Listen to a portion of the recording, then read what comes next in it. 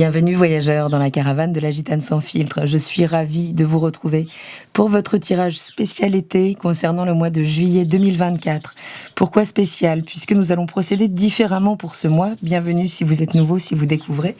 Nous allons donc aller voir quelle sera l'énergie principale de ce mois de juillet. Et ensuite, nous allons étudier les différents secteurs de vie, les différentes maisons astrologiques, si vous êtes habitué au terme. Donc, pour lesquels nous étudierons à chaque fois l'énergie d'arrivée et de sortie du mois, l'événement et le conseil. Je vous remercie pour vos messages, pour vos abonnements, pour vos likes. N'hésitez pas à activer la cloche puisque je vais poster durant l'été sans doute d'autres tirages, peut-être spécifiques, sentimentaux et peut-être même poster un nouveau jeu concours puisqu'apparemment ça vous a plu et vous m'envoyez ravi. Donc je vous retrouve tout de suite pour la lecture des énergies de ce mois de juillet. Bonjour chers amis du signe du Bélier. Alors allons voir tout de suite, voici tous les secteurs de votre thème. Allons voir tout de suite la maison 1. Alors la maison 1, c'est votre personnalité, votre manière de vous présenter au monde, c'est qui vous êtes, c'est votre énergie vitale. Alors on part d'où? Eh bien écoutez, vous serez dans les émotions pendant ce mois de juillet, avec cet as de coupe, donc qui nous parle d'une ouverture, une forme de renouveau émotionnel. En tout cas, vous êtes dans cette disposition-là. Et vous arrivez à la reine de Pentacle. Ok, qui nous parle, la reine de Pentacle, de veiller sur les siens. C'est la mère nourricière, la figure qui donc prend soin des siens, je le disais, mais avec pragmatisme. C'est celle qui veille à ce que personne ne manque de rien. Donc ça peut être la situation dans laquelle vous êtes, mais aujourd'hui, il y a quand même le désir de se réouvrir à un monde émotionnel peut-être plus vibrant. Au niveau événementiel, ok, on a le renard. Donc peut-être vous incarnez cette énergie du renard, donc peut-être êtes-vous rusé, peut-être exercez-vous ce qu'il faut, puisque vous pourriez être sensible, vous êtes le bélier au carré au mois de juillet. Déjà vous êtes au carré tout le temps du cancer, mais au mois de juillet le soleil est en cancer, donc ça vous amène tous les ans à travailler sur votre émotionnel de toute façon. Donc est-ce que vous êtes la personne rusée ou est-ce que il y a une vigilance à avoir par rapport à peut-être des gens qui tenteraient d'abuser un petit peu de vous, ou en tout cas, qui ne se montreraient pas sous leur vrai jour. Mais comme ça parle de vous en maison 1, voilà, ça peut parler du fait d'être un petit peu sur la défensive, ou d'exercer de la ruse. Et on vous dit pause. Ça, c'est le conseil. On vous dit pause. Donc, vigilance en termes d'énergie, à ne pas sous-estimer vos limites, surestimer vos possibilités, à de ne pas vous épuiser dans le devoir de responsabilité que vous avez peut-être vis-à-vis des vôtres. Mais vous serez quand même particulièrement magnétique.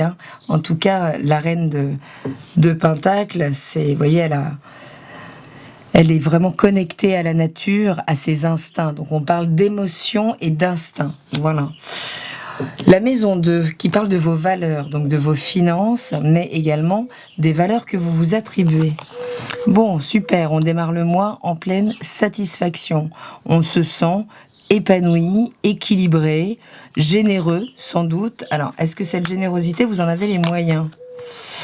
Pas forcément. Cette générosité, vigilance, puisqu'on nous parle de conflit sur les valeurs, donc les valeurs que vous possédez ou celles que vous recevez. Donc vigilance peut-être à ne pas être trop dans la naïveté au niveau des dépenses. En termes d'événements, on vous demande bien d'être rectiligne, puisque vous pourriez être confronté soit à une personne qui, elle, est rectiligne, c'est-à-dire, on peut parler ici, vigilance à l'administratif que vous auriez pu laisser de côté par excès peut-être de naïveté.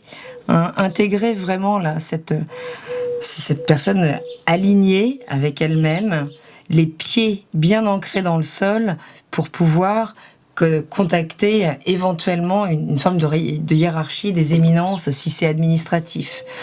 Donc vigilance, puisque vous pourriez quand même vous retrouver dans une situation de conflit au niveau des finances. Vous voyez, je vous parlais d'alignement. Donc restez vraiment aligné, ne dépensez pas trop d'emblée, puisque vous pourriez faire face à une difficulté, mais en étant bien aligné, vous saurez sortir de ce conflit. On verra ce qu'il y a en maison 8. La maison 3, le secteur de la fratrie, de l'environnement, des voisins, des formations également, ou alors de la petite école. Mais il y a peu de chances pour que vous me suiviez en étant en primaire. Donc, voyons voir. Ok, on peut nous parler, là, typiquement d'un petit frère, si vous êtes dans une fratrie et que vous êtes l'aîné, eh bien, on nous parle également d'idées ou d'échanges, d'un nouvel échange. Donc, vous pourriez, là, recevoir une nouvelle, donc, dans le contexte de votre environnement, dans le contexte de votre fratrie, ou en lien avec des formations. Ok. Bon, la nouvelle peut être fracassante. Vous pourriez tomber de haut dans un de ces secteurs, puisqu'on a une arcane majeure ici, qui nous parle ici aussi de réalignement par rapport à des choses qui n'ont plus raison d'être ou qui ne sont pas assez authentiques. Ok. En termes d'événements, on nous parle d'une énergie masculine. Donc soit d'un homme, alors on peut nous parler également d'un homme de signe d'air, donc Gémeaux, Balance, Verseau, qui pourrait être porteur de cette nouvelle, ou ça peut incarner l'action également en conseil. Ok, alors vous pourriez aussi, justement, dans votre voisinage, entendre ou être touché émotionnellement, puisqu'on est quand même, vous serez touché par les événements, peut-être plus sensible que d'habitude pendant ce mois de juillet. On peut vous annoncer une grossesse, mais qui finalement ne pourra pas persister, ne pourra pas grandir. Mais ça peut être une nouvelle idée aussi, qui n'ira pas aussi loin que ce que vous aviez prévu, qui restera peut-être à l'état de graine, donc peut-être ne pas aller plus loin, ne pas vous faire plus de mal que ça, et très vite réactualiser, puisque vous pourriez, si vous avez eu une idée, vous pourrez en avoir une autre, vous pourriez amener des solutions également pour que les choses puissent à nouveau grandir. Secteur de la maison 4, du foyer, des racines également, de la famille, de votre lieu de vie aussi. Bon, alors, avec l'hiérophante, on nous parle d'une figure un peu autoritaire ou référente, en tout cas. C'est quelqu'un qui aligne ce qu'elle pense ou ce qu'elle sait et ses actions. Le concret, on allie le ciel avec la terre. Donc, on nous parle ici aussi d'un réalignement. Alors, peut-être on attend de vous cette personne rectiligne, là, très alignée, auprès de qui on peut prendre des conseils, mais peut-être est-ce une figure extérieure, là, donc un père qui vient s'imposer, ou si vous êtes en train d'acheter, c'est peut-être une autorité type notaire ou banquier. Ok. Et on nous parle de possibilités. C'est-à-dire que le cavalier de bâton, il maîtrise son désir, mais il part avec force et fougue sans forcément savoir où il va. En termes d'événements, on nous dit que c'est un mois qui pourrait être clé au niveau de la famille ou du foyer et de l'enfant intérieur. Il s'agit peut-être d'utiliser justement cette émotion. Alors si vous êtes ascendant bélier, de toute façon la maison 4 est liée à ce secteur de la famille, de la sécurité, des émotions, de la maternité, des parents. Donc vous pourriez là peut-être comprendre des choses aussi pendant ce mois. Ce qui pourrait donc être clé au niveau du foyer et vous permettre de retrouver peut-être cet enfant intérieur, des joies délaissées il y a longtemps, à condition de ne pas peut-être trop vous soumettre à une morale extérieure. La maison 5, la maison des enfants, la maison des relations amoureuses, de la créativité en général et de l'estime de soi aussi. Eh bien, on nous parle d'une opportunité là qui vous fonce dessus littéralement. L'énergie du 8 de bâton, elle est très rapide. On nous parle d'une opportunité à saisir. Donc, a priori, plutôt en début de mois et d'un rapport de force à l'arrivée. Bon, et l'événement nous parle plutôt de trancher. Avec ça, plutôt que de vous accrocher peut-être. Soyez vigilants à votre colère là, puisque avec cette faux, qui est quand même, qui nous amène un événement peut-être un petit peu brutal, qu'on n'avait pas vu arriver. Donc, ça peut être une annonce de nos enfants, ça peut être, donc, qui nous met tout de suite dans un rapport de force avec eux, qui va activer la colère. Vigilance avec la force à bien canaliser cette colère. Donc une situation là qui vous fonce dessus, qui va falloir gérer au niveau émotionnel ici aussi. Et vous voyez, ok, bon.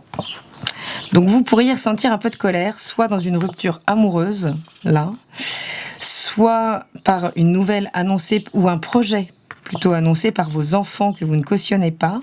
Soyez vigilants en fonction de votre réaction à maintenir le lien avec vos enfants.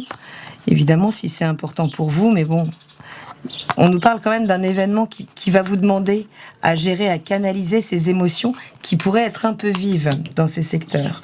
Au quotidien, avec la maison 6, donc quotidien, collègues, travail. Ok, bah c'est plutôt fluide, donc c'est chouette, on a une petite araignée, hop. C'est plutôt fluide, il pourrait y avoir des synchronicités importantes dans le contexte du travail et qui vous permettraient de vous éloigner d'une situation peut-être conflictuelle, ouais, de ragot peut-être, oui, de vous éloigner même d'en finir. Donc il pourrait y avoir des possibilités, des opportunités. La santé va plutôt bien, hein. Et si elle n'allait pas très bien, eh ben on peut être en rémission ce mois-ci, justement. Donc la mort, elle incarne vraiment un avant et un après. Et avec l'étoile, on est protégé de toute façon avec cet arcane majeur.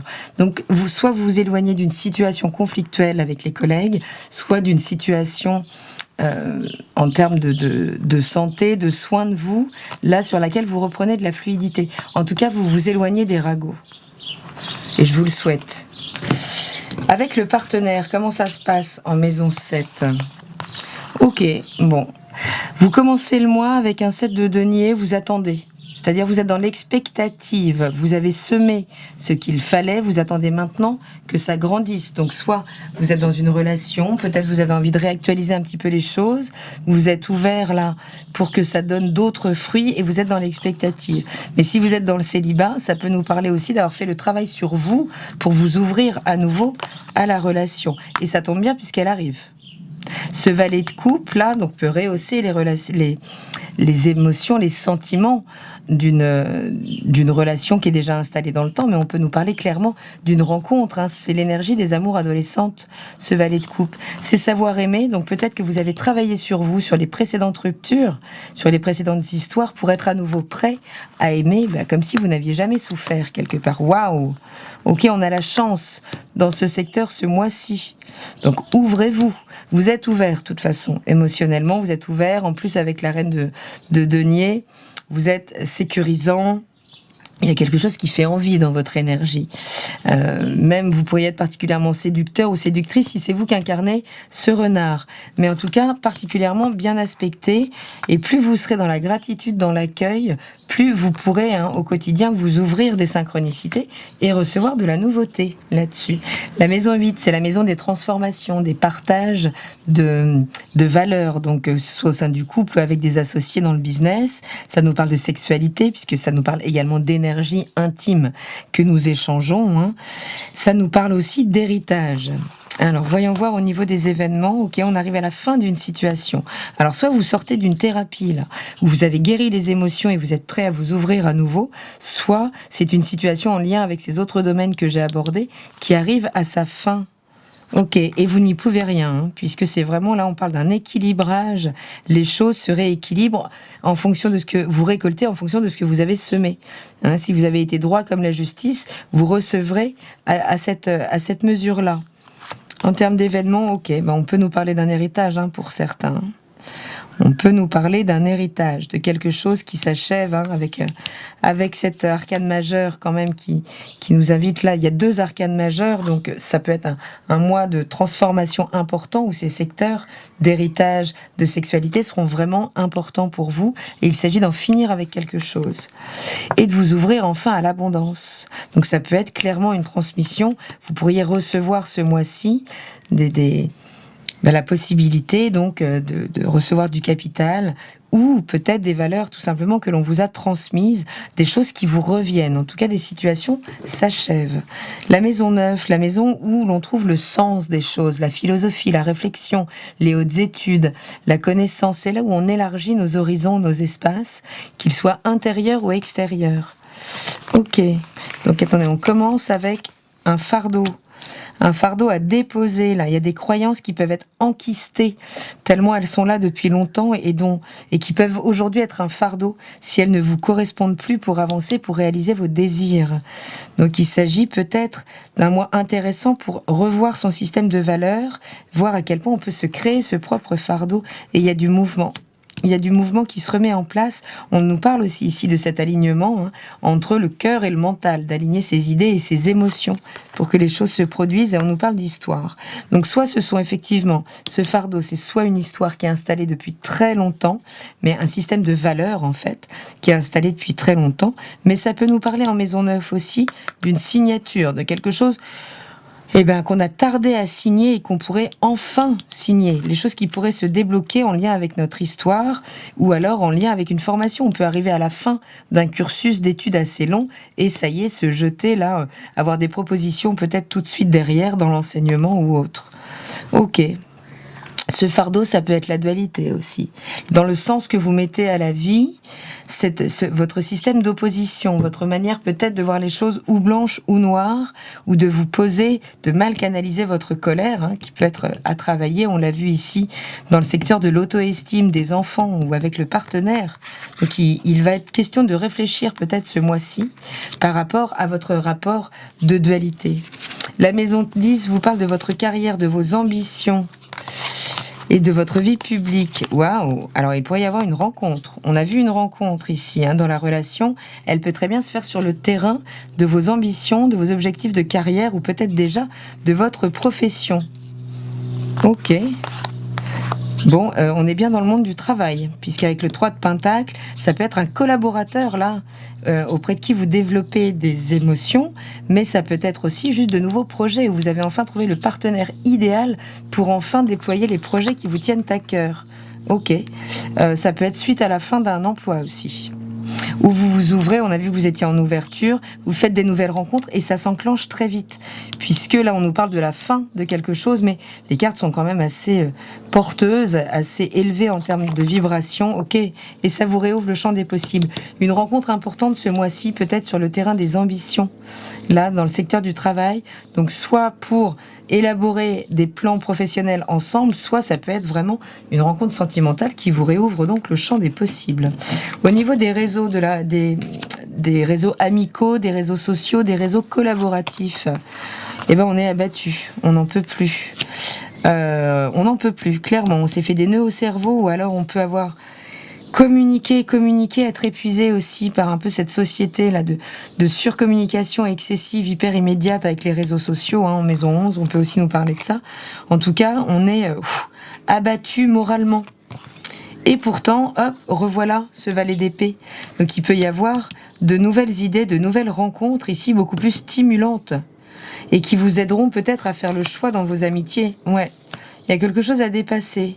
Mais vous, au niveau des réseaux, donc je rappelle réseaux sociaux, réseaux amicaux, partout là où vous croyez retrouver vos valeurs, peut-être que là, vous rencontrez des moments un peu difficiles là-dessus. Et en même temps, peut-être savoir trancher avec ceux qui ne partagent pas vos idées, ou savoir affirmer vos idées quand vous avez trop pris sur vous pour guérir par rapport à la communication au niveau de ces réseaux du lien amical. La maison 12, elle nous parle de la mise en retrait du monde. C'est la maison où on finit les choses aussi. Et on va vous demander là d'y aller cool. D'y aller cool, de prendre soin de vous, peut-être de vous mettre en retrait pour vous ressourcer clairement, complètement, de prendre de la distance, puisque vous n'avez plus à intervenir. Vous avez vraiment là, soit fait un travail sur vous, soit vous avez fait ce qu'il fallait pour vous mettre en retrait, vous ressourcer, et vous attendez maintenant que cette énergie revienne. En termes d'événements, vous en avez de l'énergie. Vous en avez, mais il y a un besoin de se mettre en retrait pour prendre de la distance peut-être par rapport à des événements et pouvoir y trouver de la sagesse. Donc quelle était l'énergie principale de ce mois de juillet? On vous parle bien des émotions. La lune vous parle de la prise de conscience que vos émotions floutent votre réalité. Donc vigilance, on avait un rapport de force ici, peut-être un travail important à faire sur les émotions ce mois-ci, sur la mémoire émotionnelle. L'enfant intérieur se manifeste, donc il peut y avoir des vieux dossiers qui se règlent, peut-être à travers des transmissions, des prises de conscience, de transformation qu'on a pu faire vraiment pendant un travail sur soi, ou en termes de transmission, prendre vraiment contact par l'émotion, là avec ce dont on a hérité en termes de valeur de nous-mêmes, et un tri à faire pour ne plus vivre les choses en dualité, pour peut-être faire un travail de guérison sur la colère important ce mois-ci. Activez la cloche si ce n'est pas déjà fait. J'ajouterai sans doute un tirage relationnel ce mois-ci. Je vous remercie pour votre écoute, je vous embrasse et je vous dis à très bientôt dans la caravane de la Gitane sans filtre. Salut!